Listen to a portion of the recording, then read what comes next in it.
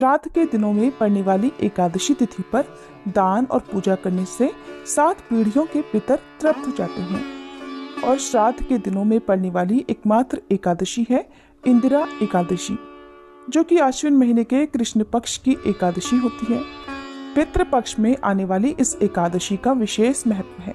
ग्रंथों के अनुसार इस एकादशी पर विधि पूर्वक व्रत करके इसके पुण्य को यदि पूर्वजों के नाम पर दान कर दिया जाए तो उन्हें मोक्ष मिल जाता है और व्रत करने वाले को वैकुंठ की प्राप्ति होती है। पद्म पुराण के अनुसार इस एकादशी का व्रत करने वाले व्यक्ति के 7 पीढ़ियों तक के पितर तर जाते हैं। और इंदिरा एकादशी के दिन भगवान विष्णु की विधिवत पूजा करने से व्रत करने वाले भक्त को वैकुंठ धाम की प्राप्ति होती है।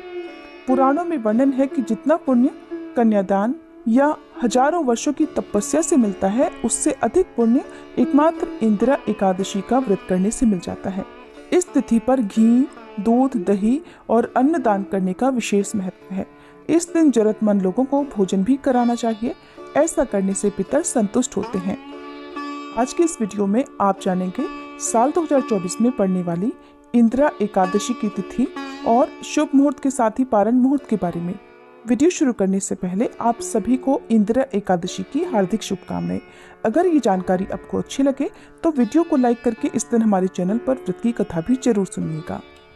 इंदिरा एकादशी के व्रत और पूजा की विधि अन्य एकादशियों की तरह ही होती है, लेकिन सिर्फ अंतर ये होता है कि इस एकादशी के दिन शालिग्राम भगवान जी की पूजा भी मुख्य तौर पर की जाती है।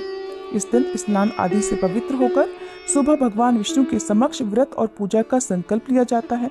अगर आप अपने पितरों को इस व्रत का पुण्य देना चाहते हैं तो संकल्प में भी इस प्रकार बोलना चाहिए कि आज आप इंदिरा एकादशी का व्रत रखकर उसका समस्त पुण्य अपने पितरों को दान कर रहे हैं। हे श्री हरि, आप हमारे द्वारा रखे गए इस व्रत का समस्त पुण्य हमारे पितरों को समर्पित कर हमें सुख समृद्धि और अंत में मोक्ष प्रदान कीजिएगा।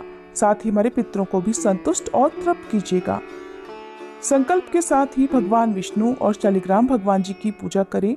पूजा में अबीर, गुलाल, यज्ञोपवीत, मौसमी पुष्प और मौसमी फल रखने चाहिए। साथ में तुलसी पत्र जरूर चढ़ाएं।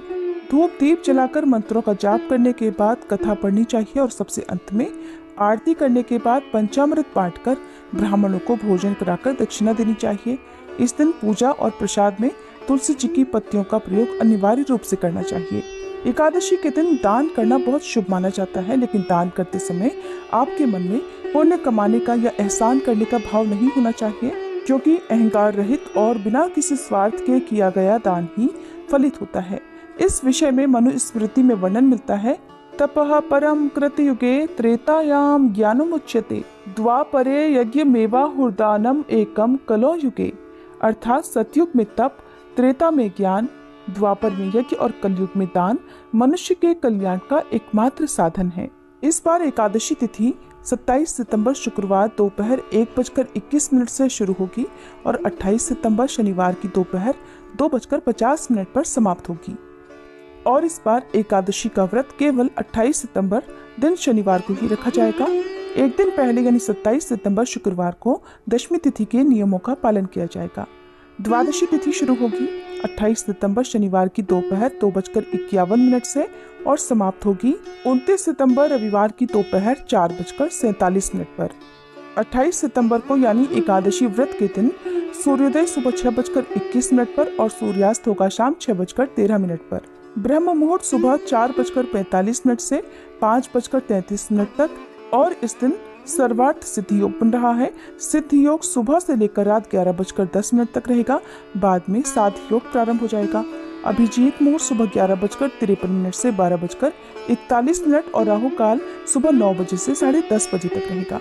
एकादशी पारण के दिन यानी 29 सितंबर रविवार को सूर्योदय सुबह 6:21, सूर्यास्त शाम 6:12 पर, ब्रह्म मुहूर्त सुबह 4:45 से 5:33 तक रहेगा। इस दिन सारा दिन ही साथ योग रहने वाला है। अभिजीत मुहूर्त सुबह 11:53 से दोपहर 12:40 तक रहेगा और राहु काल दोपहर 4:30 से 6 बजे तक रहेगा। हरिवासर का समय 28 सितंबर शनिवार को यानी एकादशी व्रत की रात को 8 बजे तक समाप्त हो जाएगा। हरिवासर के समय व्रत नहीं खोला जाता है और एकादशी व्रत खोलने का यानी व्रत पारण का शुभ मुहूर्त 29 सितंबर रविवार को सुबह 6:21 से 9:05 तक रहेगा। उम्मीद है ये वीडियो आपको पसंद आई होगी।